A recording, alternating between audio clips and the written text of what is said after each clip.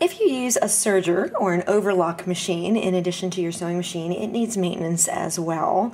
Maybe even a little bit more than the sewing machine, believe it or not, because there's so much more lint accumulated when you're working with a serger, because those cutting blades, those knife blades are trimming things off, and there's just a lot of chopped up chunks in there.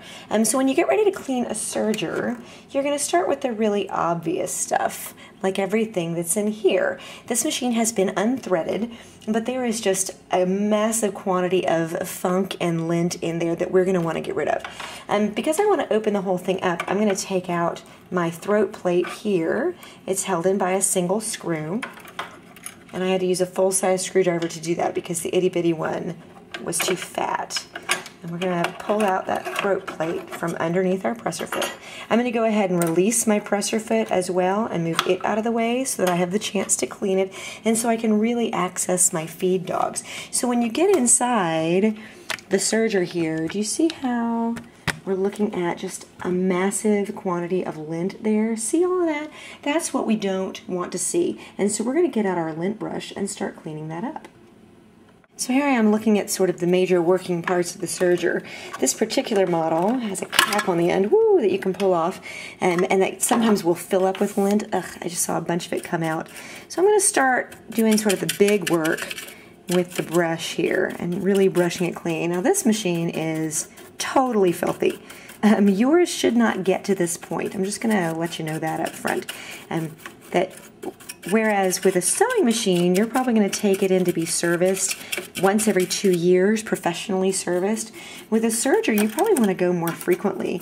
And a lot of people, now granted, a lot of them are service providers, and so they have sort of a vested interest in seeing you more frequently, but a lot of them will tell you every 4 months, especially if you use your machine on a regular basis. If you are say you are crafting for Etsy and selling things for resale, and you are using your serger every day, you need to have a quarterly appointment with your sewing machine maintenance provider so that you can go in and get everything cleaned up. So I'm trying to work from top to bottom here for the most part, shaking everything down toward the catch at the bottom of the machine so that I can clean it out and really brush everything up. And as I'm doing that, I'm occasionally moving all the parts around so that I can get to the bits that have rotated out of my reach and brush all of this lint out of the way, because the lint is really the first place that we want to start to clean things up. If you're covered in lint and you start to oil, all you get is sticky lint. So that's a big consideration with the serger, far more so than with the sewing machine, because there just isn't the same quantity of lint accumulated. Some sergers, and this is one of them, have little marks on the parts where they actually want you to put the oil. It has little triangles that indicate the spots where the oiling should occur. If yours doesn't do that, you're going to put it on the hinge parts.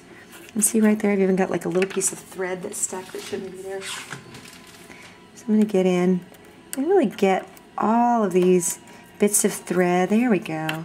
Bits of thread and bits of lint that shouldn't be there. Get it nice and clean before I go back and oil. I'm also going to use some compressed air here to get in there and blow it out. And again, I have a good friend who has like this itty bitty bitty vacuum cleaner.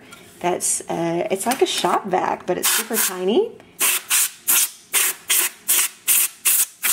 And she goes in and literally vacuums out her serger every time she uses it. Oh, don't do that. Don't blow with your mouth.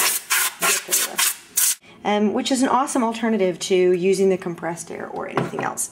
So once you feel like you've gotten the lint out, and oh my gosh, can you see the difference there? Can you see the difference between before and after here? Just how much cleaner and really healthier that looks, right? So once we've gotten it more or less tidied up, and the lint is out, we can start thinking about oiling.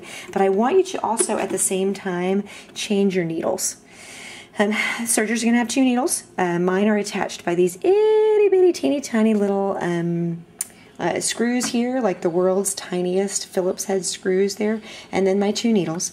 A lot of us are tempted to wait until the needle gets dull before we replace it. Don't do that. Go ahead and clean it up. And then you can use your sewing machine oil, not 3-in-1 sewing machine oil, and place it on all the parts that indicate to you that you're meant to oil them before putting everything back together. I'm also going to take my presser foot and see how filthy it is here. It's just corroded and gross, and I'm going to oil that up on the inside as well so that I can keep that nice and clean. And here's what that looks like as we're cleaning this presser foot. Can you see all that corrosion just coming right off there? It's really just bits of old oil and lint and gook that gets caught underneath that presser foot as it's working, and I'm going to wipe that down and get it nice and clean. And then we're going to go back, we're going to put everything back together. We're not going to oil the plastic parts, we're only going to oil the metal parts, and then we're going to reassemble the whole machine, put our throat plate back on, put our presser foot back on, and then you'll be back in business. Putting a serger through the paces of actually being serviced, I'm sorry, not serviced, but being cleaned and maintained really doesn't take any time at all. It's about a 5 to 7 minute process, but the amount of life that you will get out of your serger if you take good care of it is astronomical.